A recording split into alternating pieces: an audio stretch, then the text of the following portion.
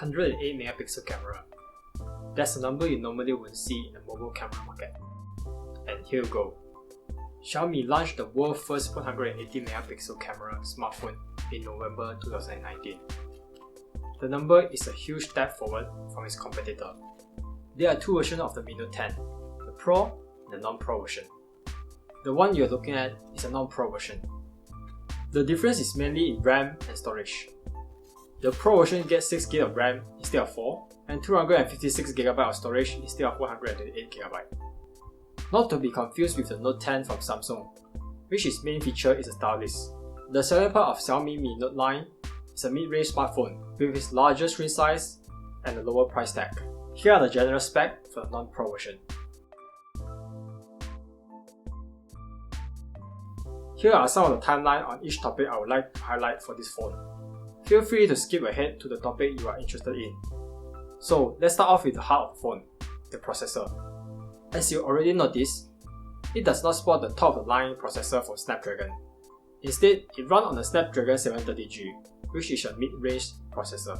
The processor runs smoothly in most of the general tasks you do every day, and it runs flawlessly without any issue. Some may write off this processor as not reliable, as typically mid-range processor in smartphone usually associate with slower performance and laggy animation in day-to-day use. But I assure you, the performance of the 730 holds up nicely. Even games with intense graphics with all the settings cranked up to max, there's no slowdown whatsoever. Speaking of slowing down, let us pull back and look at the physical feature of this phone. It sports a curved 6.5-inch 1080p AMOLED screen with an in-screen fingerprint, but I'm slightly disappointed on the absence of the 1440p screen, with a $500 price tag, as Xiaomi other variants like the Mi 9T Pro does sport a 1440p screen with a lower price tag.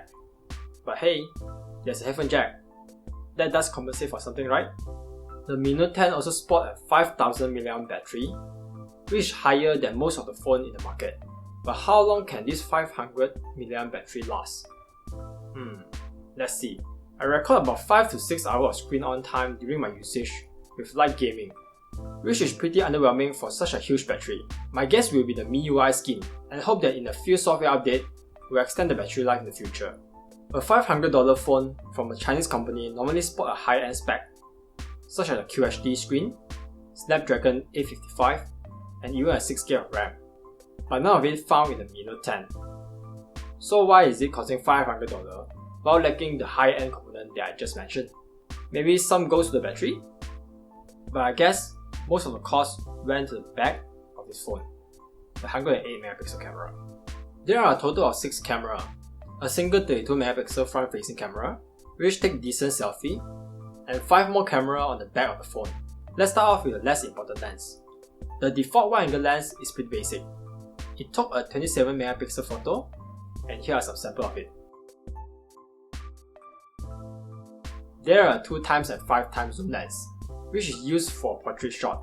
The portrait shot produced by Mi Note 10 is quite good, with accurate edge detection. Macro lens will come in handy, and you will be able to take photos like this. Finally, the 108 megapixel camera.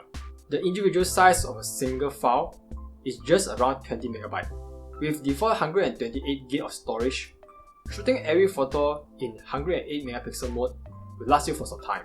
But if you are just viewing your photo on the phone with no intention of cropping and zooming, then I will suggest not taking the full 108 megapixel photo to save some space.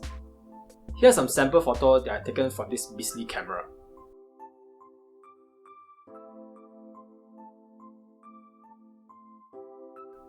Other than that, you're also able to take 4K at 30 frames per second, as it utilizes the standard angle lens for video recording.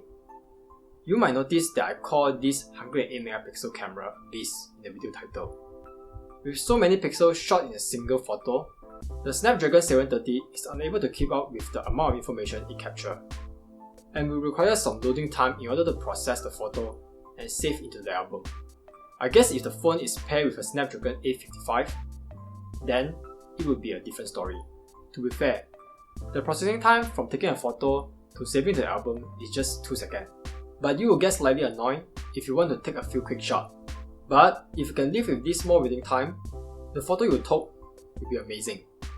With the announcement of Samsung's latest S20 Ultra with its 108MP camera, the Mi Note 10 is an affordable alternative if you want a super high resolution camera but not into a $1,000 phone.